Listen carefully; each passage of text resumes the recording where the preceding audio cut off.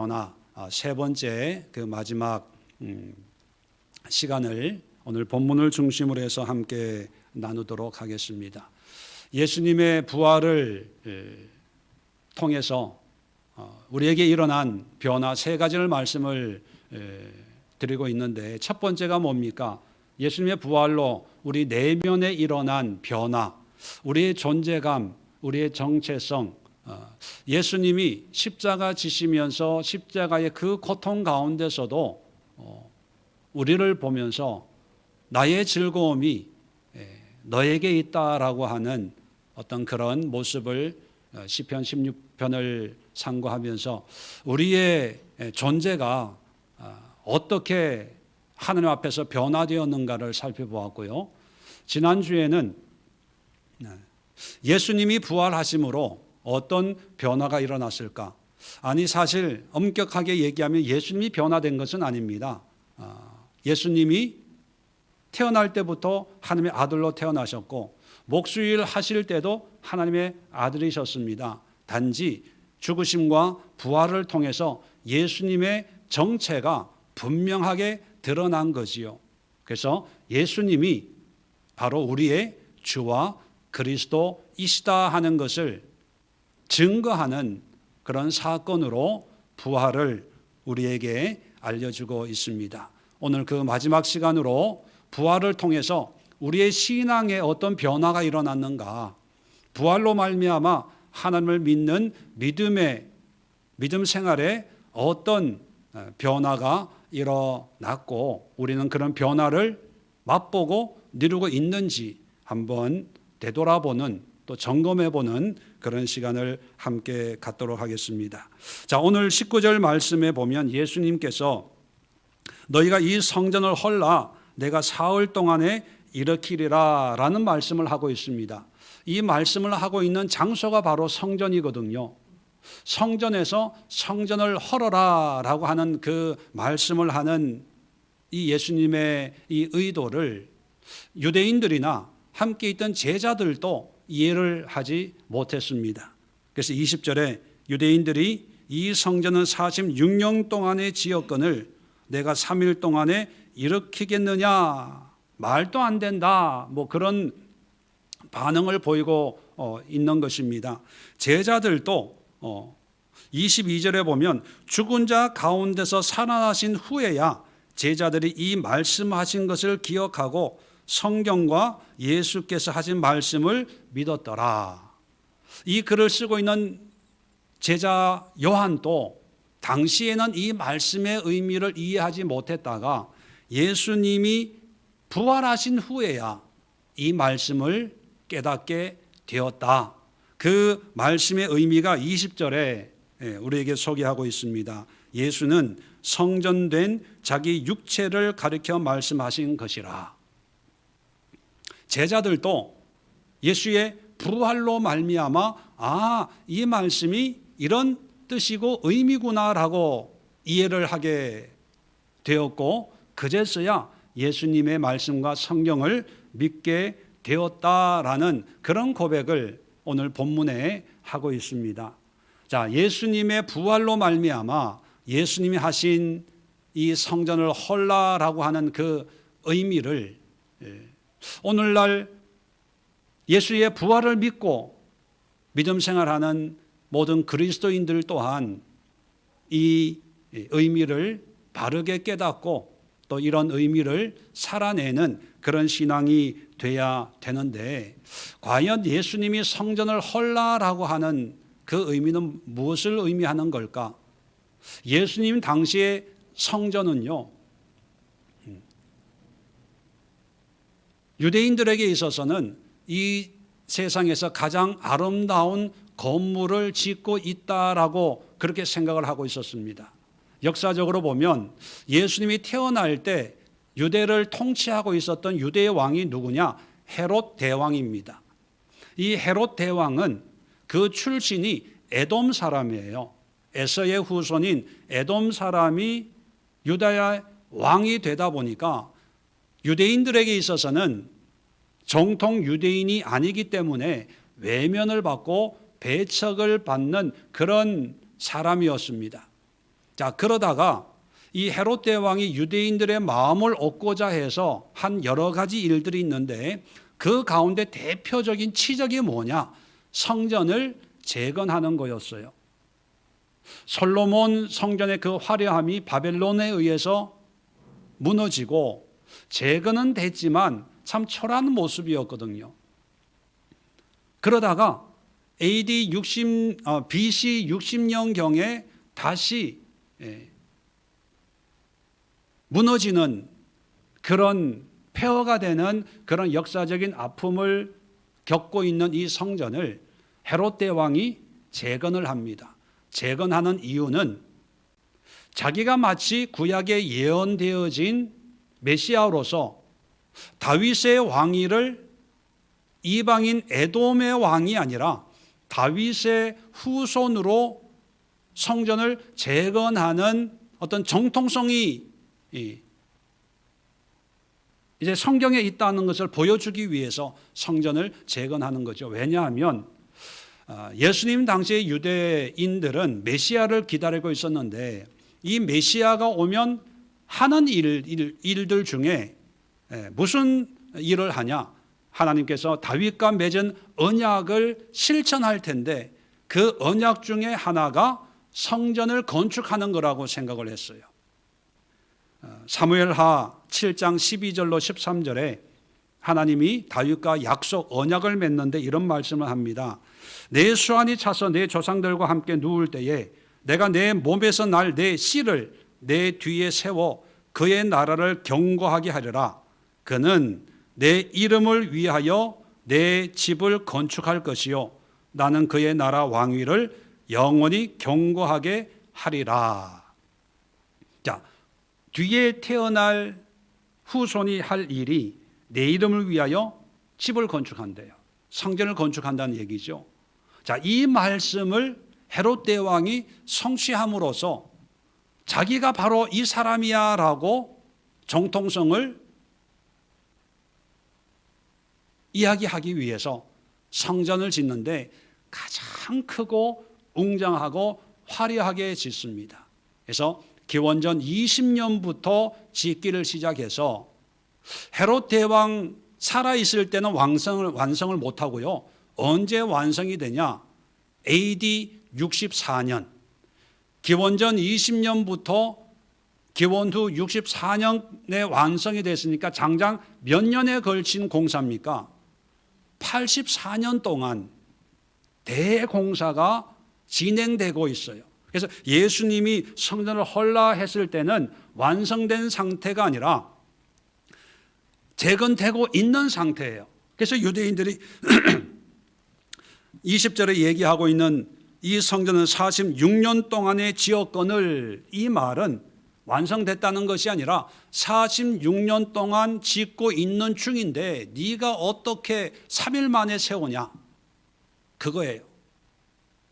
그러니까 지금 웅장한 규모로 이제 성전이 재건되고 있는 그런 광경을 보면서 헐어라, 그렇게 말씀하시는 거죠. 그런데 유대인들은 그 재건되는 성전을 보면서 자부심과 긍지와 이 성전은 하나님의 말씀대로 내 집을 건축할 것이다 라는 그 말씀이 이루어지는 거기 때문에 이 성전은 결코 무너지지 않아, 하나님이 지키고 보호하실 거야, 그런 자부심을 가지고 성전을 짓고 있는 거예요. 그런데 예수님은 3일 만에 짓겠대요. 그랬을 때 유대인들은 그 얘기를 듣고 속으로 아마 그랬을 거예요. 별 이상한 놈 다 있네, 별 미친 소리 하는 사람 다 있네, 아마 그랬을 거예요. 그리고 제자들도 이 말씀을 이해하지 못했습니다. 그런데 예수님의 부활로 말미암아 이 말씀이 성전이 아니라 예수님의 몸을 얘기하는구나 깨닫고 예수님이 하신 말씀의 의미를 알고 믿게 되었다.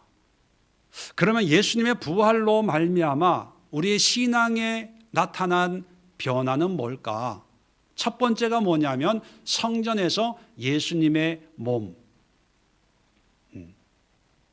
다른 말로 표현하면 예수님이 성전이 되시는 거예요.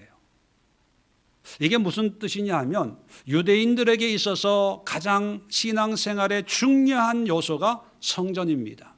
이 성전은 예루살렘에 있어야 되고, 이 성전에서 예배 드려야 되고, 이 성전에서 절기를 말씀에 맞춰서 지켜야 된다고 생각을 했기 때문에 제사장이나 대제사장 또 서기관들, 당시의 종교 지도자들은 예루살렘에 있는 이 성전에서 제사 드리고 예배 드리고 절기를 지키고 하나님의 말씀을 가르쳤고, 또 이러한 신앙생활을 하기 위해서는 전국에서 성전에 모여들어야 되고, 예수님 당시 6월절에는 디아스포라, 로마 제국의 구석구석에 흩어져 있던 유대인들이 모여서 성전에서 예배를 드려야 되는 그런 상황이었습니다. 그래서 이 성전은 무엇과도 바꿀 수 없는 그런 신앙의 가장 핵심적인 장소 또 의미가 성전이었죠. 그런데 예수님은 성전을 헐어라. 그것은 성전이 필요 없다는 거예요. 성전의 기능이 끝났다는 것입니다. 그것은 성전 자체에 문제가 있는 게 아니라 성전을 통해서 하나님을 섬기는 그 사람들의 신앙 그 자체가 이미 하나님께는 의미가 없다는 것이지요. 그런 의미에서 성전을 헐어라, 그렇게 말씀하신 거예요. 그런데 이 성전을 헌다는 그 의미가 성전만 없어지면 된다는 것이 아니라 성전을 헐므로써 뭔가 새롭게 시작하는 하나님의 계획, 섭리가 거기에 담겨져 있습니다. 자, 마가복음, 우리 마가복음을 지난 목요일 날 공부를 하면서 제가 말씀을 드렸는데, 마가복음에 좀 더 구체적으로 이 성전을 헐어야 된다는 의미를 예수님이 직접 말씀하신 부분이 있는데 한번 확인을 해보겠습니다. 마가복음 13장을 한번 찾아보시면 좋겠어요. 자, 마가복음 13장 1절에 보면 예수께서 성전에서 나가실 때에 이제 성전에서 말씀을 전하다가 나가셔서 감람산으로 가시면서 성전을 이제 나가시는데 한 제자가 이렇게 1절에 얘기합니다. 선생님 보소서, 이 돌들이 어떠하며 이 건물들이 어떠하나이까. 자, 이 돌 건물이라고 하는 것은 이제 재건 공사를 하는데 엄청난 규모의 공사를 하고 있는 모습을 보면서 자랑스럽고 뿌듯하게, 와, 굉장하지 않습니까? 이 돌 한번 보세요. 멋있지 않아요? 이 건물 보세요. 대단하지 않아요? 라고 하는 어떤 자랑스럽고 또 뿌듯한 어떤 그런 뉘앙스를 가지고 얘기를 합니다. 자, 그런데 예수님은 2절에 내가 이 큰 건물들을 보느냐? 다른 말로 하면 네가 이 건물이 굉장하다고 생각해? 멋있게 보여? 이렇게 말씀을 하시면서 돌 하나도 돌 위에 남기지 않고 다 무너뜨려지리라. 폐허가 된다는 거예요. 아니, 지금 46년 동안 그렇게 대대적인 공사를 국책 사업으로 하고 있는데 무너진대요. 자, 3절에 오면 성전이 바로 보이는 맞은편 봉우리가 있는데 그게 감난산입니다. 거기 앉아 있으면 성전 전체가 눈에 들어와요. 자, 그 성전을 바라보고 있을 때 제자 베드로, 야고보, 요한, 안드레가 4절에 물어봐요. 어느 때에 이런 일이 있겠사오며 징조가 무엇입니까? 물어봐요. 어느 때에 이런 일, 그 일이란 돌 위에 돌 하나도 남지 않는 그런 일이 언제 일어납니까? 제자들 입장에서는 궁금하거든요. 왜? 이런 성전이 무너져? 상상이 안 되거든요. 그러니까 언제 이런 일이, 그리고 어떤 징조가 있습니까? 라고 물어봐요. 자, 그랬을 때 5절부터 예수님이 쭉 말씀하시는데 미혹하는 사람이 등장을 하고, 또 7절에 난리와 난리, 그리고 8절에 민족이 민족을, 나라가 나라를 대적하고, 또 지진 기근이 있으리니. 자, 그러면 8절에 이는 재난의 시작이니라. 자, 이 성전이 무너지기 전에 일어나는 이런 징조들을 보면서 이 재난이 시작이 된다, 이게 끝이 아니라는 거예요. 뭔가 이런 과정을 통해서 어떤 징조들이 나타나는데, 그 징조들을 예수님은 재난으로 표현을 하고 있습니다. 그런데 우리 번역이 원어적인 예수님의 의도를 반영하지를 못해서 좀 번역이 안타까운데, 원어를 보면 재난이라고 번역된 헬라어가 오디논이라는 단어예요.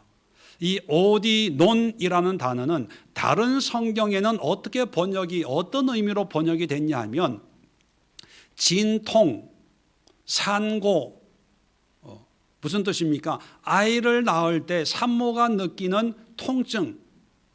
그래서 이 재난이라고 번역된 오디논이라는 단어는요, 어떤 고통, 고난의 목적을 두는 게 아니라 그런 고통과 고난 뒤에 나타날 어떤 새로운 생명, 새로운 출발, 어떤 새로운 결과에 의미가 있는 단어예요. 보통 환난, 연단, 고난 할 때는 들립시스라는 단어를 사용해요. 그것은 말 그대로 고난, 환난을 의미하는데, 오디논은 고통의 중심이 있는 것이 아니라 이런 과정을 겪고 난 뒤에 뭔가 새롭게 잉태하는 새 생명, 결과, 열매예요. 자, 그러면 성전이 무너지기 위해서 재난이 어떤 징조들이 있고, 그 결과로 성전이 무너져요. 그래서 역사적으로 보면 이 성전이 AD 64년에 완성이 됐다고 말씀을 드렸어요. 그런데 84년 동안 공사를 해서 결코 무너지지 않을 것 같은 이 성전이 6년 뒤에 AD 70년에 로마 디도 장군에 의해서 초토화가 돼요. 얼마나 초토화가 됐던지 성벽의 일부, 성전의 벽의 일부가 조금 남아 있는데, 그것을 요즘 통곡의 벽이라고 불러요. 중동 유수나 유대인들 기도하는 모습을 보면 큰 돌담 같은 데서 서서 쭝얼쭝얼하는 그런 장면 보신 적이 있을 겁니다. 그게 예루살렘 성전의 서쪽 남아있는 일부의 벽이 통곡의 벽이라고 그렇게 부르지요. 정말 돌 위에 돌 하나 남지 않도록 이렇게 인간이 정말 최선을 다해서 건축한 건물도 하나님이 작정하시니까 6년 뒤에 초토화가 되더라는 거예요. 유대인들에게는 큰 환난이고 고통이고 고난이었겠지요. 그런데 예수님은 그것을 고통, 환난이 아니라 오디논, 산고라는 거예요. 진통. 그러면 예수님에게는 그러한 환난, 난리, 소문, 지진, 기근, 이러한 고통과 아픔이 뭔가를 시작하는 오디논, 진통이라는 거예요. 그 뭔가를 시작하는 그 뭔가가 뭐냐? 예수님이 그걸 말씀하시는 거예요. 내가 3일 만에 일으키리라. 그리고 제자들이 깨달았던 것처럼 예수님의 몸이 성전이구나. 다시 말하면 유대인들에게 신앙의 중심이 성전이었다면 예수님의 부활로 말미암아 우리 신앙의 중심이 누구냐? 예수님이라는 거예요. 자, 그래서 유대인들은 성전에서 제사 드리고 어떤 율법을 지키고 말씀대로 먹고 안 먹고 하고 안 하고 안식일을 지키고 안 지키고 뭐 이렇게 신앙생활을 했다면 우리는 예수님을 우리의 주와 그리스도로 믿는 그리스도인이라면 우리의 신앙은 예수님을 중심으로 해서 예수님을 믿고 의지하고 예수님을 본받고 예수님의 가르치신 말씀을 듣고 공부하고 그대로 실천하는, 다시 말하면 우리의 신앙의 가장 중요하고 핵심은 예수님이어야 된다는 거예요. 그런데 실상은 예수님보다 어느 한순간에 우리 신앙의 중심이 교회가 돼버렸어요. 마치 유대인들이 성전을 귀하게 여긴 것처럼 우리 기독교인들도 어느 순간인가 교회를 소중하게 여기고 교회가 신앙의 중심지처럼 생각을 해서 신앙을 얘기할 때 거의 대부분이 교회에서 하고 있는 일, 교회에서 준 어떤 직분, 교회에서 하고 있는 어떤 봉사의 내용, 이것이 마치 자기의 신앙의 모습이라고 생각을 하는 경우들이 있습니다. 내가 집사, 권사, 장로, 목사, 직분이 뭐예요? 아직 집사 안 됐어요? 평신도인데요? 그러면 믿음이 없는 것처럼, 권사하면 믿음이 좋은 것처럼, 봉사를 열심히 하면 믿음이 좋은 것처럼, 봉사를 안 하면 믿음이 없는 것처럼, 예배를 열심히 참석하면 믿음이 좋고 예배 참석하지 않으면 믿음이 없고, 어떤 분들 만나서 얘기하다가 신앙생활 어떻게 하세요? 물어보면 어떤 분들은 그렇게 얘기해요. 예, 저는 어느 교회 다니고요, 우리 담임 목사님은 아무개 목사님이에요. 이렇게 얘기하는 분들이 있어요. 그렇게 얘기하는 분들의 공통점이 뭐냐면 그분들이 다니는 교회는 큰 교회예요. 그분이 얘기하는 담임 목사님은 유명한, 큰 교회 다니면 내 믿음도 크다고 생각하는지, 유명한 목사님 교회를 다니면 내 신앙도 바르다고 생각하는지 모르겠어요. 반대로 상대적으로 작은 교회 다니고 잘 모르는 사람들은 교회 이름을 얘기 안 해요. 목사님 얘기를 안 해요. 왜요? 얘기해도 모르니까. 아마 여러분들도 어디 가서 예술교회 다닙니다, 우리 교회 목사는 김재훈 목사님입니다, 이렇게 얘기한 분 계세요? 이상하신 분이네. 왜 얘기할 필요성을 못 느낄 때가 많아요. 왜? 얘기하면 모르니까 설명을 해야 되니까, 입이 아프니까 그냥 저기 있는 교회, 작은 교회 뭐.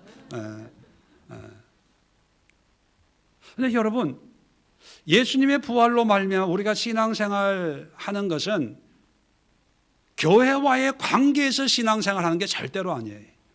직분과의 관계로 우리의 신앙을 측량하는 게 절대로 아닙니다. 모태신앙 몇 년 신앙생활하고 뭐 봉사를 몇 년을 하고, 이거는 그냥 함께 모여서 교회를 중심으로 예배 드리는 어떤 봉사와 헌신의 모습이지, 신앙은 그걸로 측량할 수 있는 게 아니라 예수님과 나와의 관계예요.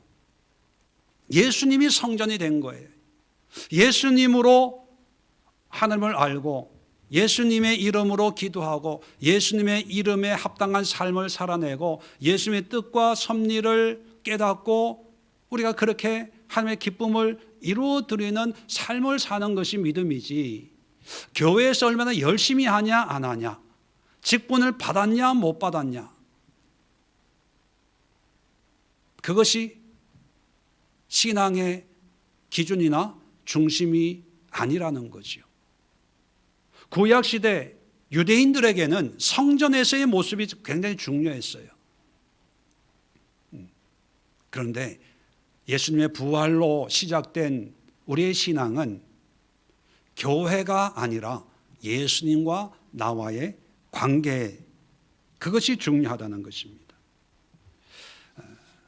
그래서 예수님이 부활을 통해서 우리에게 일으킨 변화는 하나님이신 예수님이 인간과 똑같이 이 땅에 오셔서 우리가 겪은 모든 것을 예수님이 겪었거든요. 그 이유는 뭐냐면 이 땅을 사는 육을 입고 있는 우리 성도들과 하나님이 직접 교제하고 공유하고 이해하고 함께 나눌 수 있는 그런 접촉점을 하나님이 친히 만들어 주시기 위함입니다. 그 목적은 뭐냐면 우리로 하여금 나와 만나자, 함께 이야기하자, 네 삶이 힘들어 나한테 얘기해봐, 어려워 나한테 상담해봐, 갈 길을 모르겠어 나와 함께 한번 가보자, 한번 시도해보자. 우리의 모든 관심은 예수님께 있기를 원해서 예수님이 인간의 몸으로 오셨다는 것입니다. 그리고 십자가에 구원의 사역을 이루시고 부활함으로 내가 누구인가를 보여줌으로써 가장 중요한 것은 바로 내가 되기를 원해, 내가 되길 바래, 그렇게 말씀하셨다는 것입니다. 여러분들의 신앙에서, 믿음 생활에서 가장 중요한 요소가 뭔가 다시 한번 확인해 볼 수 있는 그런 시간이 될 수 있기를 바랍니다.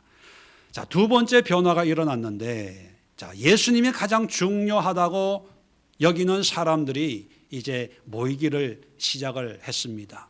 그 모임이 바로 교회입니다. 에클레시아라고 불렀어요.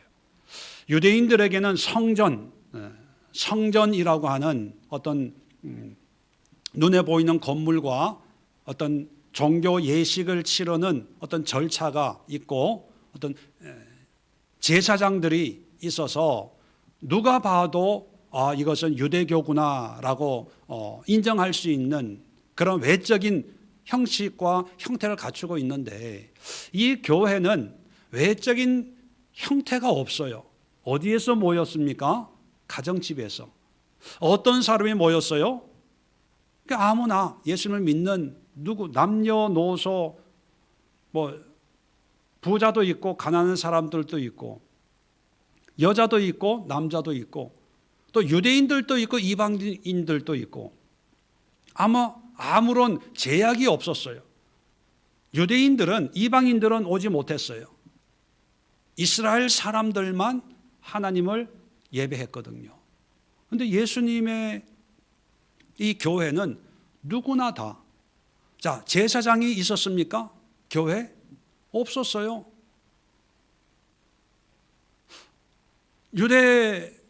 유대인들은 레위 지파 또는 제사장이라고 하는 특별하게 구별된 사람들이 예배를 집례를 해요.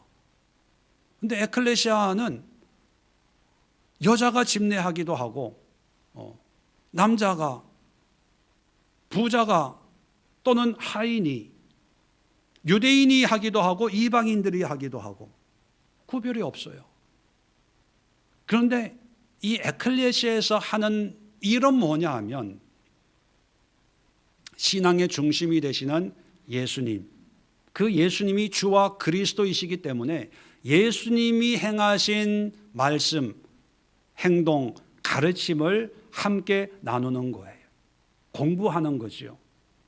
어떤 분들은 예수님의 직접 말씀을 들은 사람들이 있을 거예요. 그 들은 사람들은 듣지 못한 사람들에게 전해주는 거예요.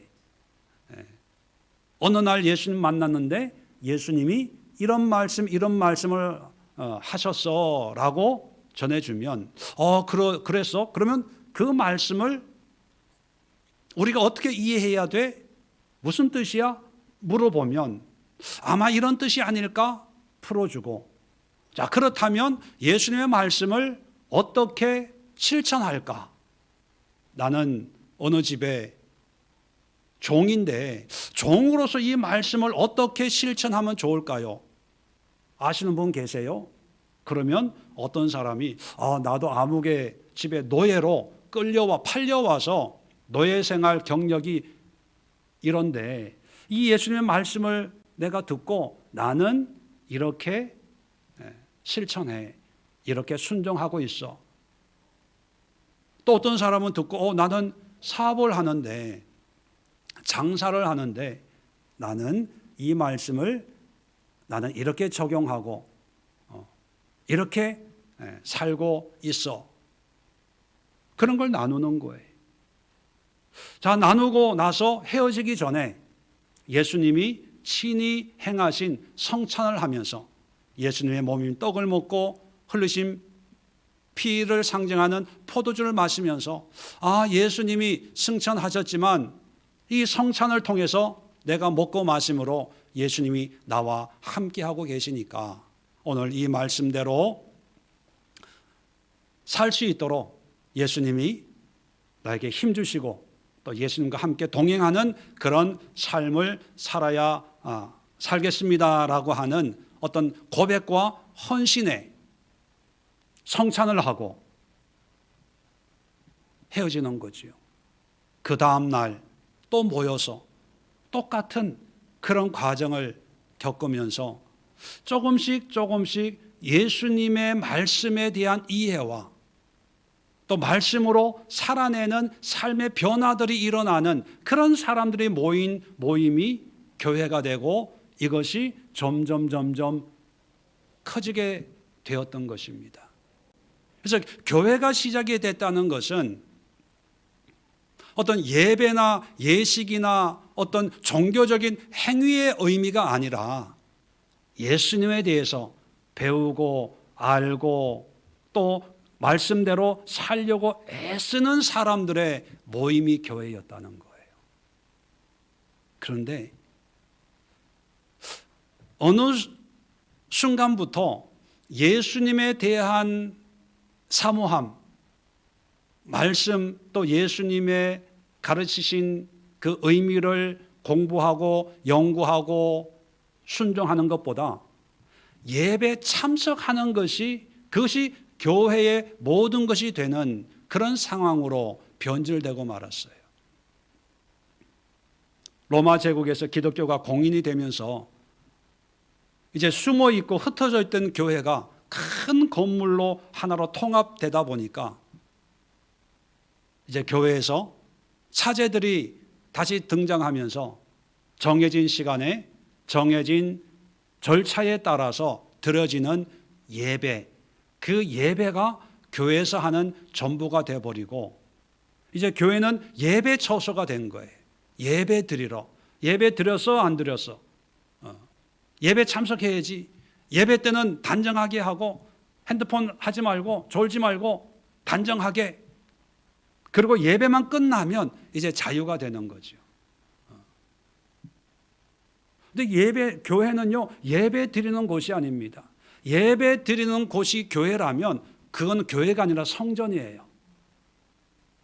성전은 제사 드리는 곳이거든요.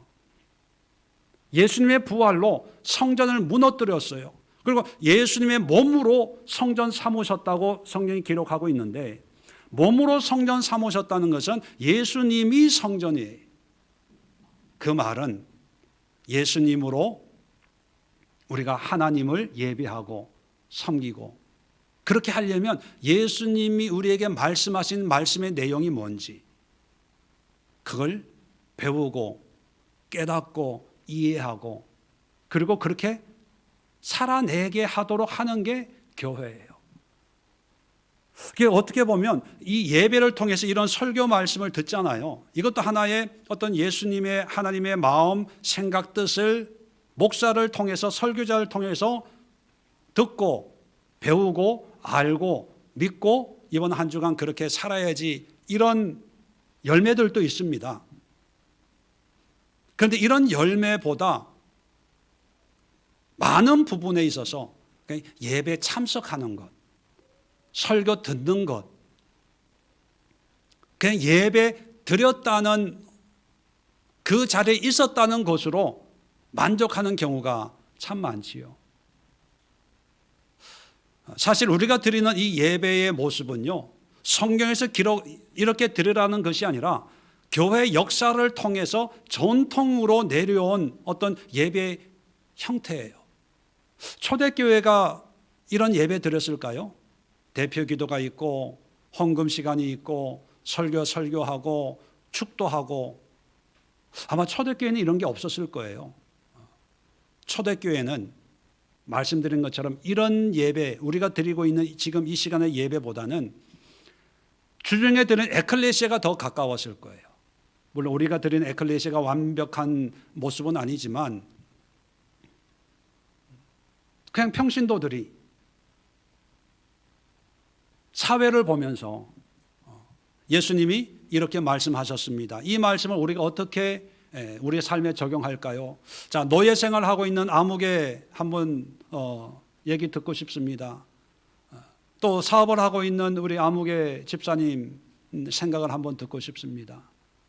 다 듣고 제가 생각할 때는 예수님이 이 말씀하신 것은 우리가 이렇게 생각하고 이렇게 살려고 하는 게 아닐까요? 우리가 한번 이번 한 주간 동안 이 말씀을 묵상하면서 한번 이 말씀을 이렇게 적용해서 한번 살아내 봅시다. 잘 안 되겠지만 한번 해봅시다. 그리고 다음 주에 다시 모여서 어떻게 했는지 한번 나누고 또 도전받고 또 용기를 한번 얻어봅시다. 뭐 이거예요.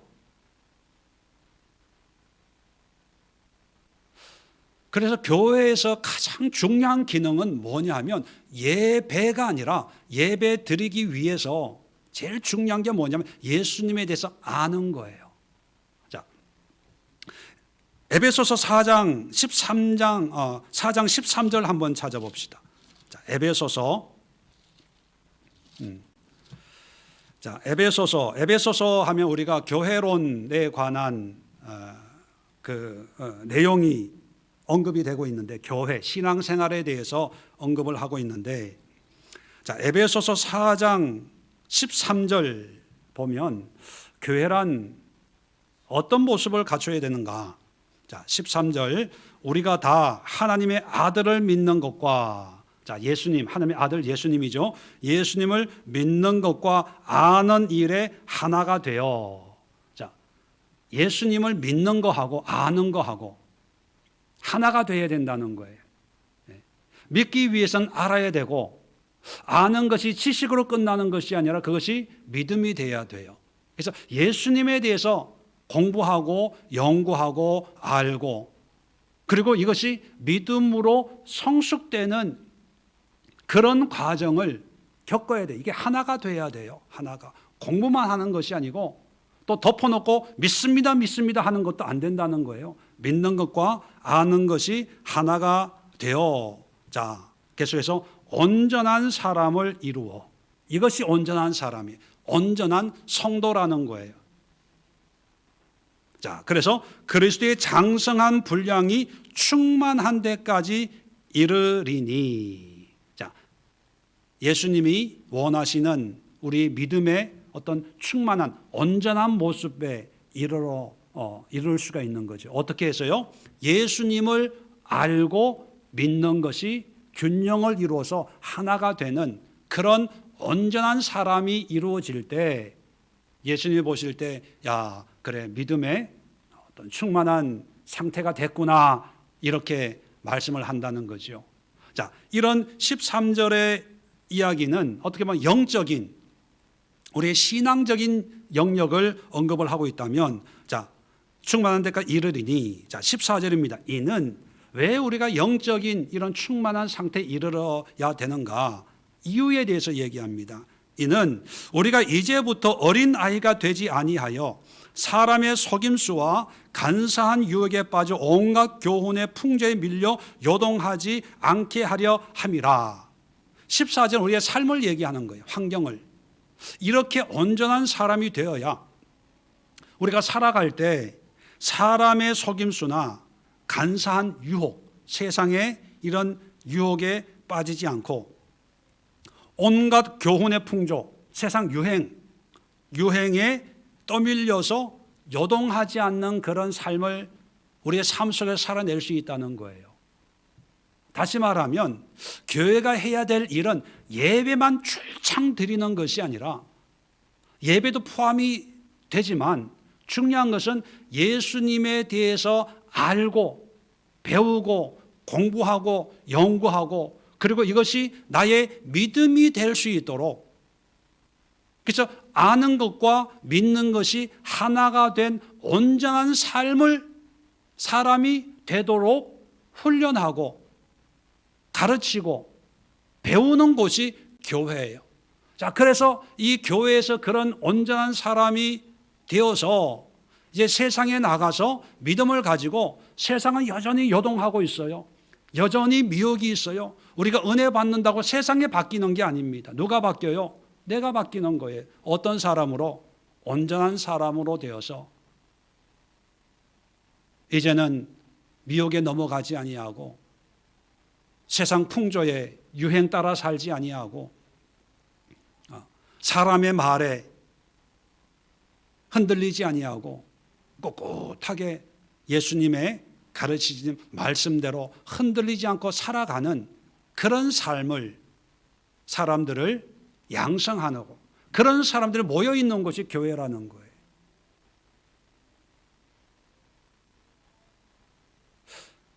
그런 면에서 우리 예수교회는 참된 교회의 모습을 갖추고 있는지 우리가 한번 되돌아봐야 되지 않을까. 어떤 분들은 교회에서 가장 중요한 것이 예배라고 생각해서 예배가 은혜롭고 예배가 경건하고, 맞아요. 경건해야 돼요. 근데 예배가 중요한 것처럼 다른 것도 중요해요. 예배는 신령과 진정으로 드려야 된다고 생각하는데 예수님에 대한 말씀 공부는 해도 되고 안 해도 되고, 예수님에 관한 어떤 그런 훈련, 연습은 시간이 있으면 참석하고 시간이 없으면 안 해도 되고, 그래서 예배에는 참 익숙한데 예수님에 대해서 물어보면 40년, 50년 신앙생활하는 사람도 잘 모르겠는데요. 전도사님한테 물어보시죠. 목사님께 물어보시죠. 뭐 이런다는 거예요. 과연 그런 사람들이 온전한 사람이 되어서 세상에서 속임과 유행과 이 요동치는 세상에서 믿음을 가지고 흔들리지 않고 살아낼 수 있을까요? 불가능한 거예요. 사실 초대교회 때는 이런 예배보다 우리가 주중에 하고 있는 그런 에클레시아 같은, 어떻게 보면 그게 성경 공부고 그게 제자 훈련이고 그게 영성 훈련이었어요. 이게 교회였어요. 교회 간다 그러면 이거 하러 가는 거였어요. 근데 중세 기독교가 공의되면서부터 큰 교회에서 미사를 드리기 시작하면서 교회가 예배당이 돼버린 거예요. 교회는 결코 예배당이 아니에요. 예배 드리는 곳이 아니에요. 에클레시아를 시작하는 이유도 삶의 예배, 그것이 예배예요. 정말 성령이 역사하시고 말씀이 역사하는 그런 예배를 우리가 경험하기 위해서 부족하지만 훈련하고 연습하면서 모이는 거죠. 3부 시간에 이제 코로나가 끝나면서 이제 3부 시간 이제 모이는데 이제 책을 가지고 우리가 공부하잖아요. 제가 3부 그 공부 시간의 명칭을 정하는 게 참 지금도 힘들어요. 왜냐하면 3부 예배라고 하면 사람들이 와서 대표 기도도 없네, 찬양도 안 하고 뭐 책을 가지고 뭐 이게 무슨 예배 이럴 것 같고, 독서 모임 뭐 이것도 맞지 않고 3부 시간 뭐 이렇게 얼렁뚱땅 넘어가는데, 여러분 예배가 꼭 이런 게 예배가 아니에요. 책을 가지고도 예수님에 대해서, 신앙에 대해서 공부하고 하는 게 그게 예배예요. 그래서 5월부터는 3부 예배라고 아예 정해야 되겠다, 그런 생각을 합니다.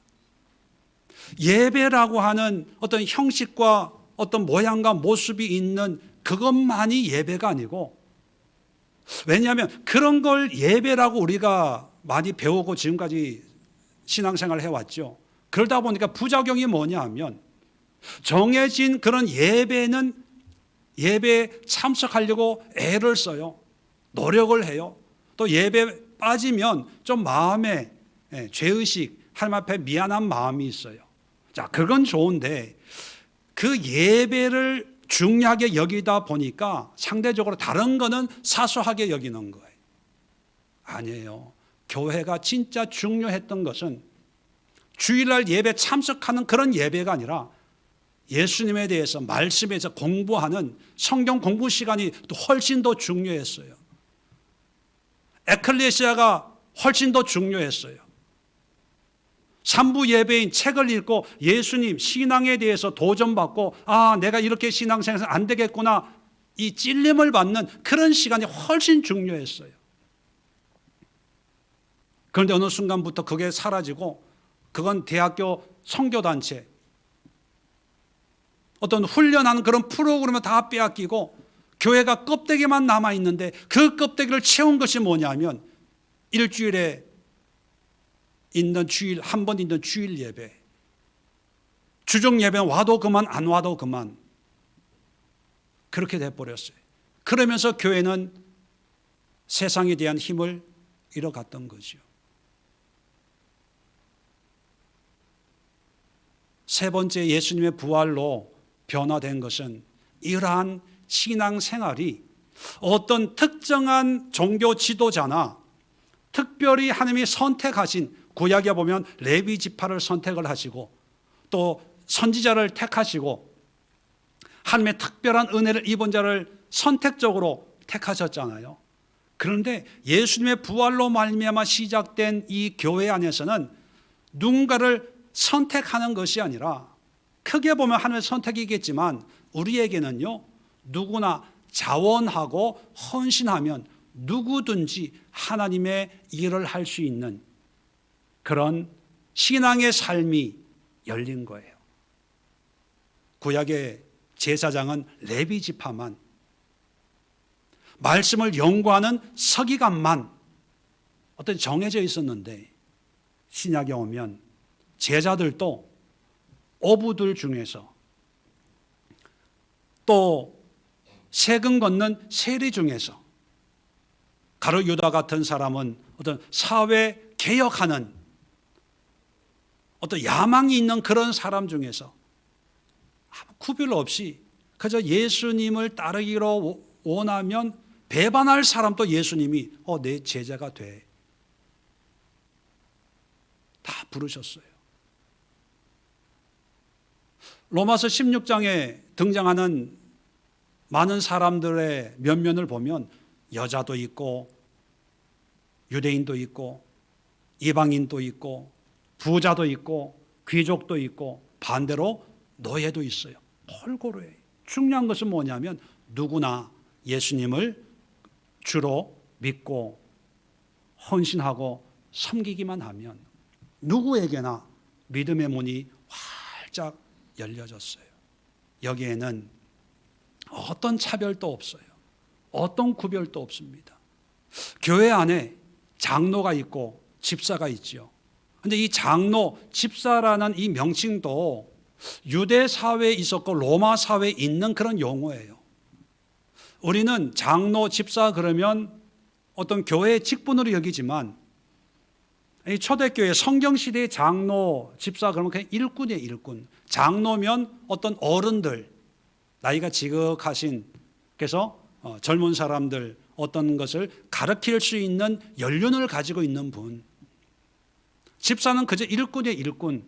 그 용어가 가지고 있는 게 이게 어떤 신분을 드러내는 것이 아니고 신앙에 좋고 안 좋고를 나타내는 것이 아니라 하나님 앞에 헌신하냐 안 하냐 그거예요. 그 헌신에 따라서 집사로 봉사하고, 집사로 봉사할 때 하나님 앞에 이 정도는 갖춰야지, 이런 신앙은 갖춰야지, 장로로 봉사할 때 이런 사람들에게 인정받는 이런 모습은 돼야지.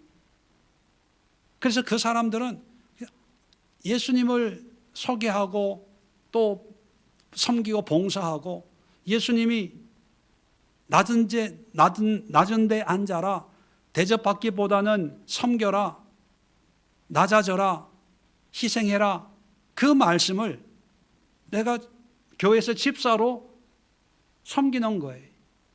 다른 게 없어요. 오늘날 집사, 권사는 그냥 명칭이잖아요. 물론 섬기고 하지만, 봉사하지만 하나의 어떤 계급처럼 생각을 해서 권사할 때 나 권사 안 시켜주면 나 교회 옮길 거예요, 뭐 이렇게 하잖아요. 근데 원래 교회는 그런 직책, 직분이 아니라 누구나 다 자원해서 헌신하고 봉사하는 그런 모습이었거든요. 섬기는 일꾼들의 모습이었어요. 그것은 예수님이 부활하심으로 말미암아 누구든지 나의 일꾼이 될 수 있어, 나의 종이 될 수 있어, 나를 섬기는 예배자가 될 수 있어, 그런 의미거든요. 나중에 베드로는 분명하게 만인 제사장, 우리는 택한 족속이요 제사장이요 그의 소유된 백성이다라고 분명히 얘기하고 있지만, 예수의 부활로 말미암아 이미 우리를 예수님이 다 부르셨어요. 문제는 우리가 헌신하냐 안 하냐의 문제예요. 역사적인 결과를 아시겠지만 초대교회 그 핍박과 어려움 속에서도 기독교가 날로 확산이 되고 결국은 로마의 국교로 될 정도가 되었던 것은 훌륭한 리더가 있어서 된 게 결코 아닙니다.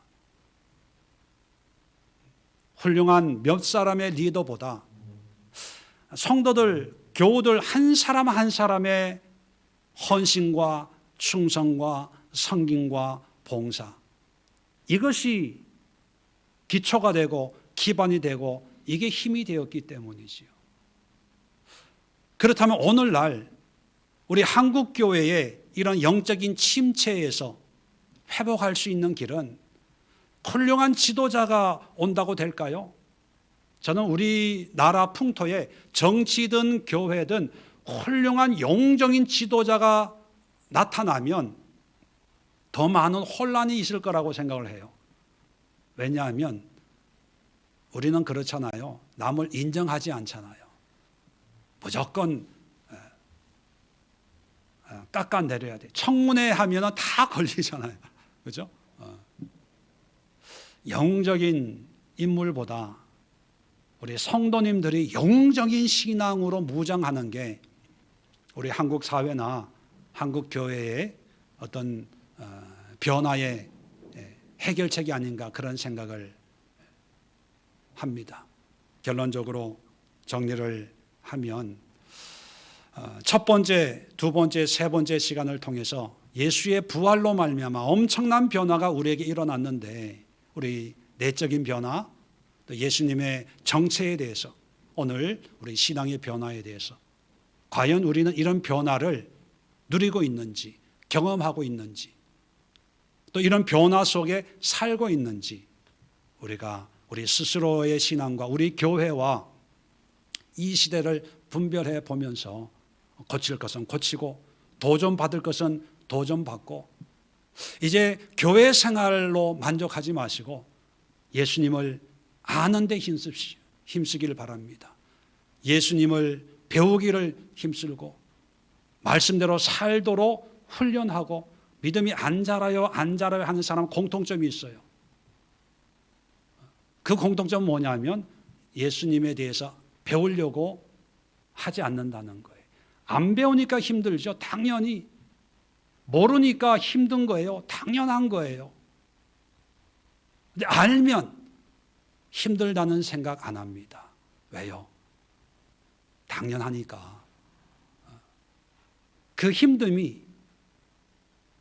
영적인 갈등이고 그 힘듦을 돌파하는 것이 믿음인 것을 알기 때문에 힘듦 속에 기뻐하고 감사하고 즐거워하고, 그것이 우리 믿음의 선배들이 살았던 신앙의 모습이거든요.